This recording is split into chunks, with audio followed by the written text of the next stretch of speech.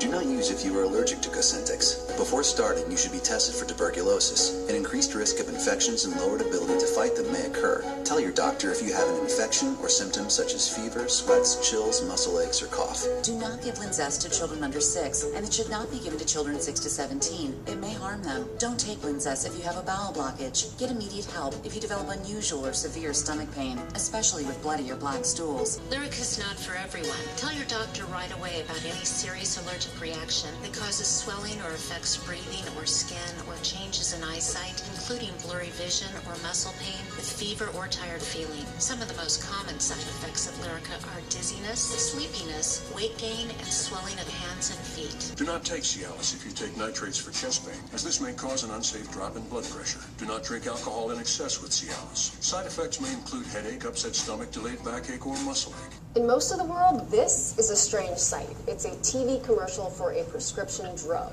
These ads are legal in most countries, but in the US, they're everywhere. On average, 80 of them air every hour on American television. Ask your doctor. Ask your doctor. My doctor told me. Ask your doctor.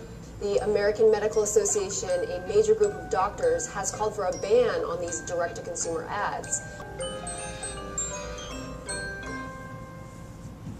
First, a little background. Before the 1980s, prescription drug commercials were unheard of in the US. Drug companies focused their marketing solely on doctors, and they didn't want to hurt those relationships. When asked by Congress in 1984 if direct-to-consumer advertising should be allowed, one pharmaceutical executive said, "The direct advertising of prescription pharmaceuticals to consumers would be detrimental to the pharmaceutical industry, and more importantly, a potentially disruptive element in our medical delivery system as a whole." And an executive at Schering-Plough, which is now part of Merck, said, "We have serious concerns about proposals to allow advertising directly to patients. We do not believe it is in the public health interest. Indeed, we believe that in most cases it cannot safely be accomplished."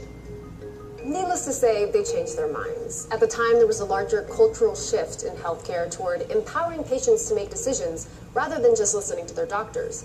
And advertisements fit with that trend. Drug ads started appearing in print publications, but there was still another thing keeping them off of TV, and that was FDA's regulations at the time. They were interpreted as requiring ads to include all the information about the drug's risks and side effects, which simply wasn't feasible to do in a TV or radio commercial the way it was in a magazine. There was a bizarre loophole, though. The ads didn't have to mention the drug's risks if they also didn't mention the disease or the condition that the drug was supposed to treat.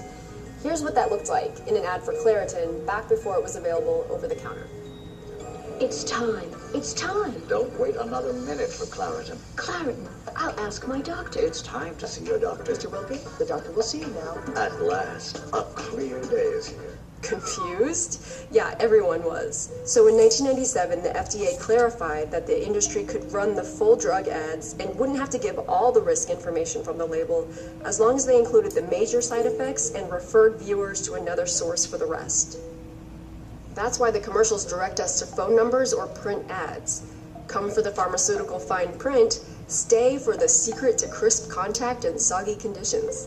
That new FDA guidance removed the main barrier keeping drugs off of television, and you can guess what happened next. Spending on ads quadrupled by 2004, and now we know the names of prescription drugs like we know the names of cars and clothing brands. Lunesta, Xanax, Celebrex, Flomax, and HGH. And as of Thursday, Lipitor. Oh, and if you have trouble sleeping, Marla has Ambien. I prefer Lunesta. Lipitor, baby aspirin, Flomax. Flomax? And some Cialis. I'm just assuming. So that's how we got here. Drug ads are now the most frequent form of health communication that most Americans see. So what does that mean for public health? Are those prescriptions going to the right people? Or are they going to people who probably won't benefit from the drug? People for whom the potential risks outweigh the potential benefits? Well, the answer seems to be both. A clever experiment in 2005 tested this by sending actors to real primary care doctors. We helped them make appointments. We generated fake insurance cards. We did this all with the permission of the physicians in advance, but the physicians didn't know which of their new patients that were coming to see them were real patients versus actors. In half of the visits, the actors reported symptoms of depression. In the other half of visits, the actors said they were feeling down after becoming unemployed. The study authors called this an adjustment disorder.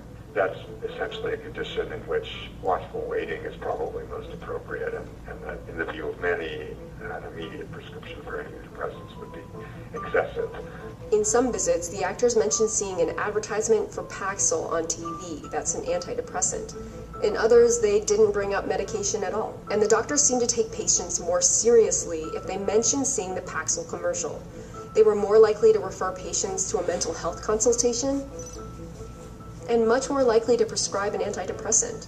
That may be a good thing for those with major depression who might benefit from a medication, but it's more questionable for those with a more temporary condition. For us, it typified the double-edged sword which direct-to-consumer advertising represents. This study and others have shown that doctors can be persuaded to broaden the scope of who gets treated with drugs, and advertisements often seem designed to encourage that. Take androgel. It was approved to treat men with hypogonadism. That's extremely low testosterone levels due to injury or disease. But here's how it was promoted by Abbott. Millions of men 45 and older just don't feel like they used to. Are you one of them? Remember when you had more energy for 18 holes with your buddies? More passion for the one you love? Some middle-aged men don't feel like they used to? You don't say. All right, so let's talk briefly about why the pharmaceutical company felt it was going to be detrimental to do television advertising direct to consumers. What they thought was because we're going to have to describe the side effects and actually speak the side effects by law through the FDA, that it would be easier for us just to continue to market to the doctors. Well, after some testing occurred, it turned out people didn't care. People didn't care about listening to all the side effects. As we can see, the side effects have been listed in commercials now for 10 years, and it hasn't decreased the amount of opiate prescription abuse in America. So now let's take a look at where we are now today by a prominent chemist who used to work for the pharmaceutical industry, who's now a whistleblower speaking out about their types of tactics.